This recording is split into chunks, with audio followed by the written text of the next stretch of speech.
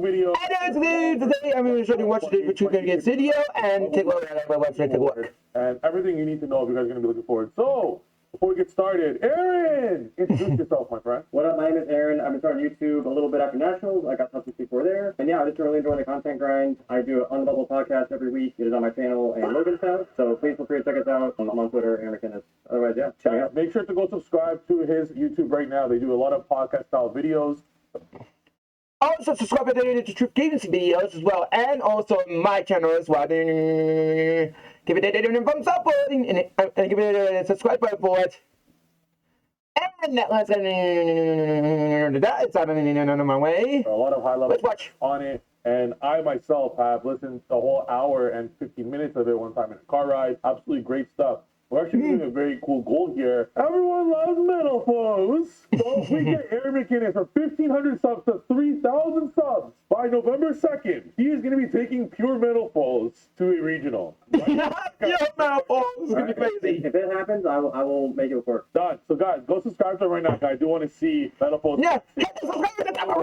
And my channel as well. And Trif Games channel as well. We'll see what we can do. And if you guys want to learn all about Yu-Gi-Oh, check out my new development masterclass down below. With that being said, Aaron, I have a question for you. This is very big right now on the whole Yu-Gi-Oh scene. What do you think of everyone dooming and glooming and complaining about floodgates and where the Yu-Gi-Oh is right now? Where do you think Yu-Gi-Oh is at right now with all the floodgates? So I had a very similar experience to how you described it on Twitter at like the Anaheim this past weekend. I had a lot of honest Yu-Gi-Oh games against like the Yummy and the Mitsurugi decks, and it was like a pretty enjoyable experience. I got paid once or twice, but overall, pretty cool time. But then I obviously looked around at tables next to me, and we look at the top 8 streams. Like it is very apparent that there are issues with floodgates in the format cards like Protos. Dimensional Barrier is like able to play around through, but when the of Yu-Gi-Oh now are long turns, but like short in terms of turns total, those cards are definitely impactful in definitely, ruin some of your matches. So cards like Protos, Barrier, and like if you want to make board breakers and a playable strategy, then you can't just like let Ouroboros rip your hand out first. So I think there's definitely a lot of positives in that aspect in terms of card design. The decks are really fun to play, but then there's cards like obviously Hapakiri being very accessible, Hair of the Arclight. Like there's positives and negatives in Yu-Gi-Oh right now. I think it's one of the better cards in recent years compared to some of the older stuff, but there's definitely issues out there. That's extremely well said. So guys, in 31 matches that I have, I agree with also his set as well. This guy's here, and I also agree with him as well. Because the set wasn't many floodgates in Yu-Gi-Oh. Well, kind of. That's some good floodgates, but not all floodgates though. Because that's some of them, but not a lot of them. So that's a good thing. Had in this specific format, not including Vancouver. This is just Lima and Anaheim. I only played against an FTK deck once, and it just happened to be in top 8, sadly. So that like Mitsurugi Searching Fossil Dyna is not an FTK, guys. You could literally have any hand trap ever created in Yu-Gi-Oh history simply negating the Gallon Granite. It's not a real FTK. Whereas Protos, it's like a little different, where you have Duo Drive, you have the Ouroboros, and then you Protos like a bonus and detonate all that stuff. So like there's not as many FTKs as you guys really think. On top of that, Yamimitsu is not an FTK. I went first against Aaron at YCS Anaheim. I put up the Yamimitsu FTK board and I lost. Now, even though I didn't play perfect, I actually played like fucking garbage that game. I don't know what was going on. I think oh my god, it's trying to be misplaying. But yeah, he had me like it. He won. I went first. So Yamimitsu is not a deck that's an FTK. It's a great deck. Yamimitsu, in my opinion, is by far the best deck. That's true, yeah. It's a great deck. It's an FTK. Construction set as well. So there are some FTK decks. A lot of people are complaining about Habakiri kind of being accessible into like every deck. Do you think that's a problem? Because I love that. I love that shit. I love when every deck could be every deck. I've always loved Nightmare Mermaid style cards. I love nice. This is why I love Fiend Smith. Nightmare Mermaid. A lot of people are complaining about that. So I enjoy.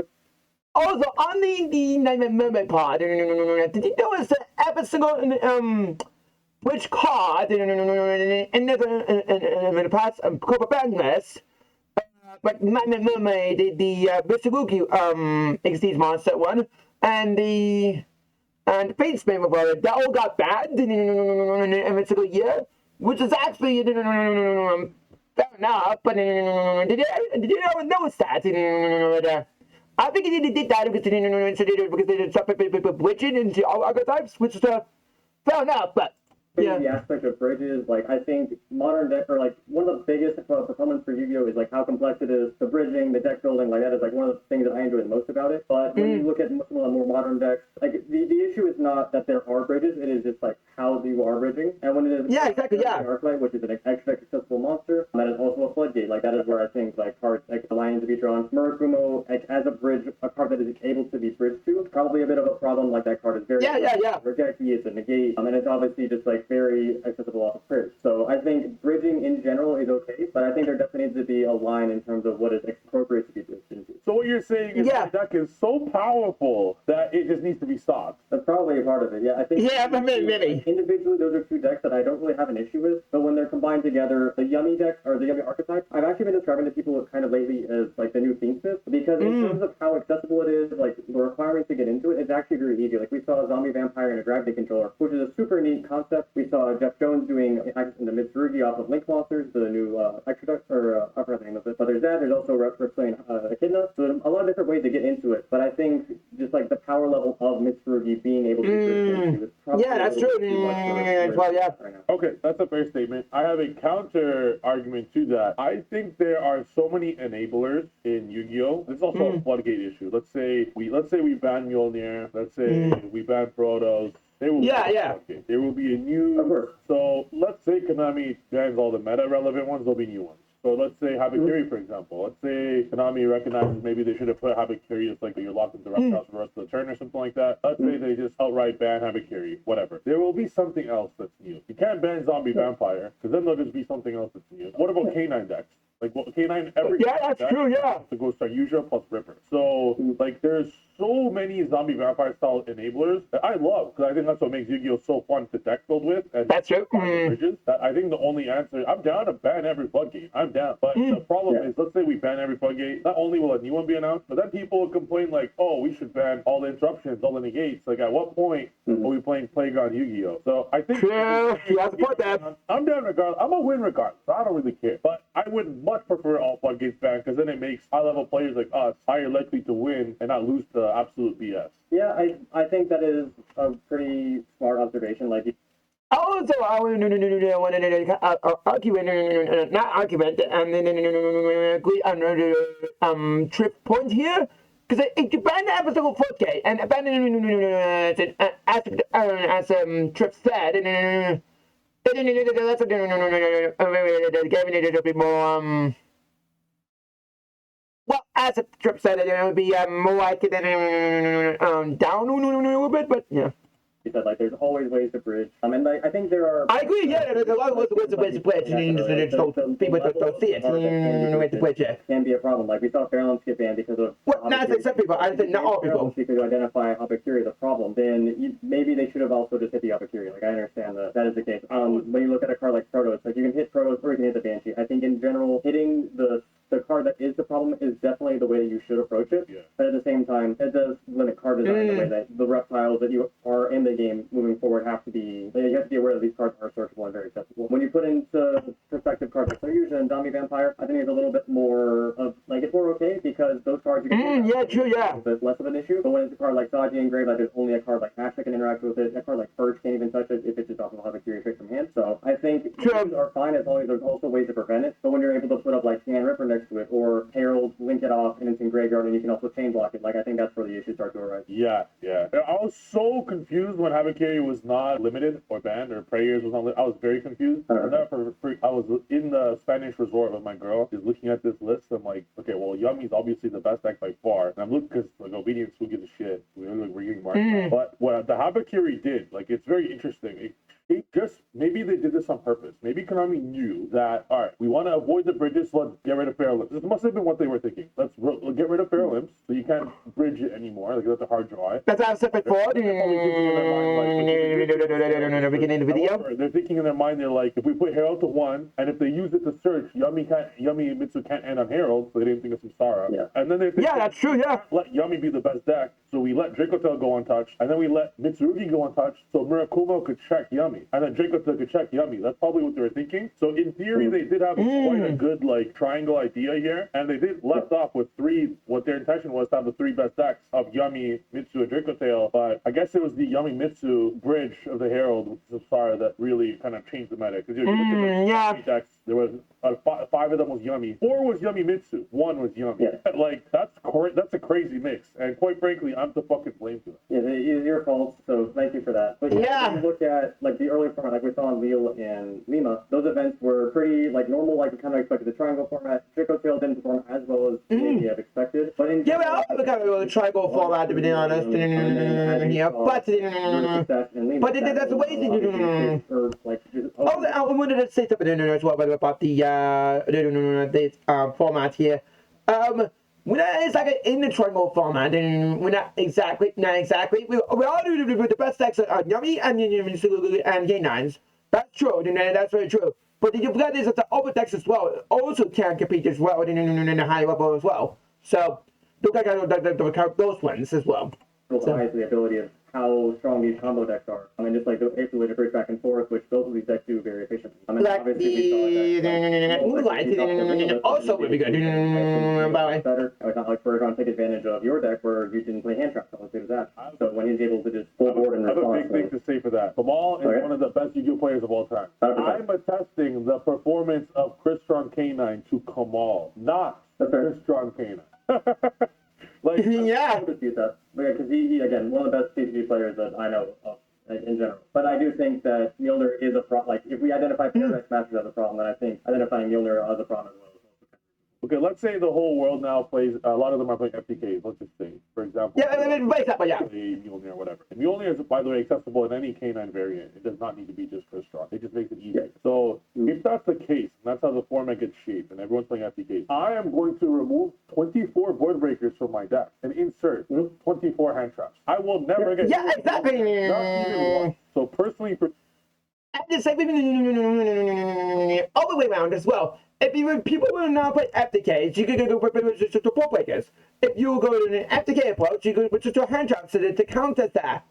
There's always a way to counter it. So, for me, I have no problem with Mjolnir. In fact, I also have no problem. I had no problem with Paradise Smashers. When I took K9 VS to a few regionals just for shits and gigs, I did not even make Paradise Smashers, not even once, literally, because I didn't want to lose the double hand trap. And so now, like, I'm playing all board breakers now, so obviously, I really hope I don't play a Mjolnir deck. But with everyone, if everyone's like moving towards the approach of playing FTK, I'm just gonna play every hand trap known to mankind, and I will. Yeah, it's true. So personally, I don't mind it, and an issue I feel with Crystron. like I know 21 hand traps in my deck quite easily. The Crystron count dramatically, so it's their follow up is almost not. And same it goes to the same goes for board breakers as well. Because I can go over 21 board breakers, always try to hand traps. I'm all getting hand traps. In my decks, in my one too. The ability.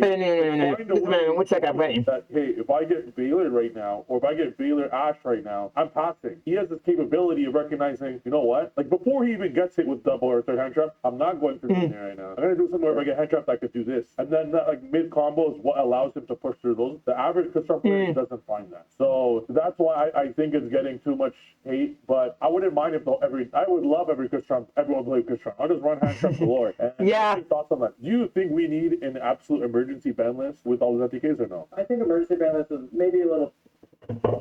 I don't. Well.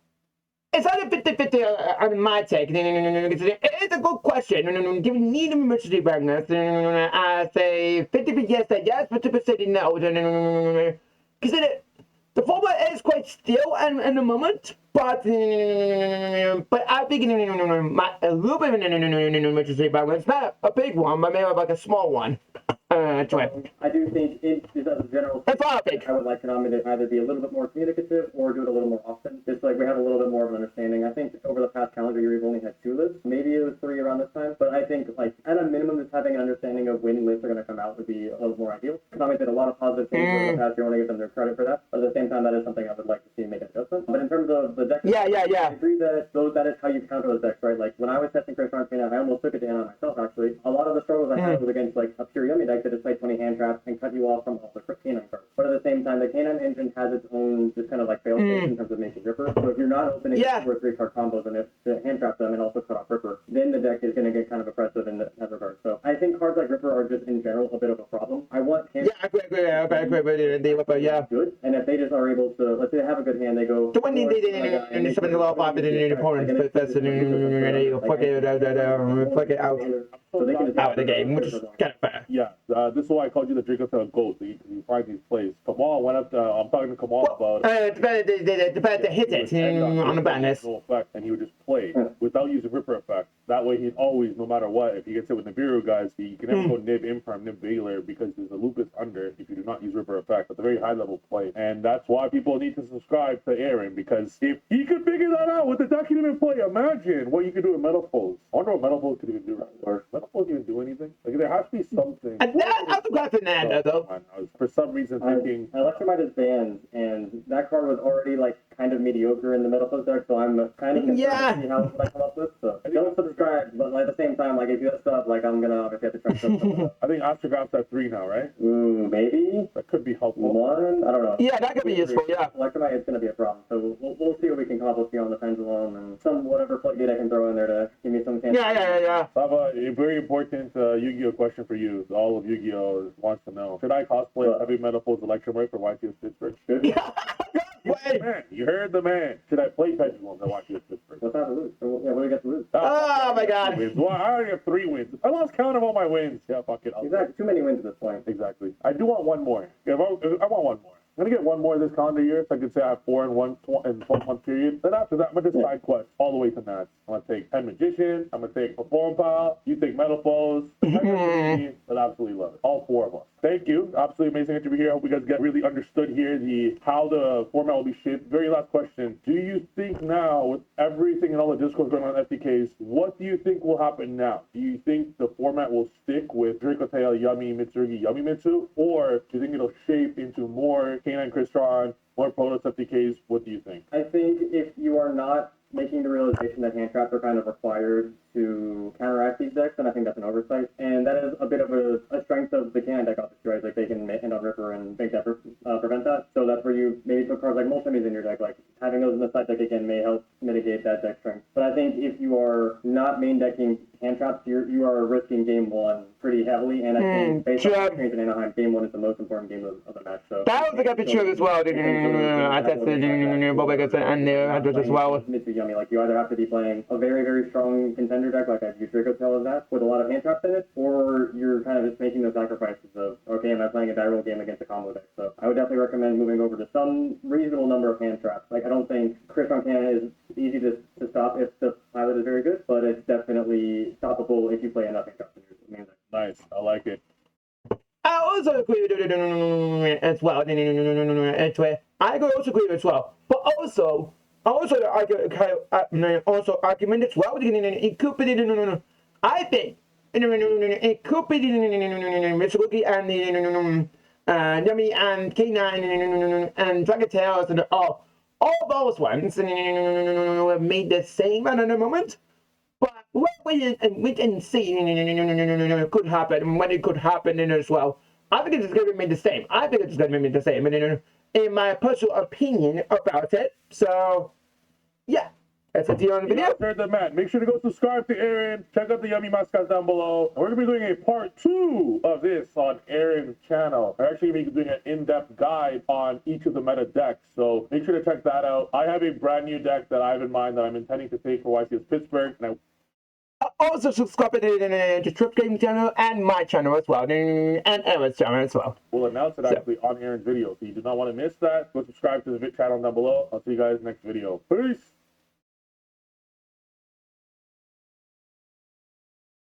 Well, that was interesting. I hope you can take notes and Trip say and also Aaron's saving and also my saying as well. And also, did you enjoy the rest of your day? This is you for my sign off today. Bye!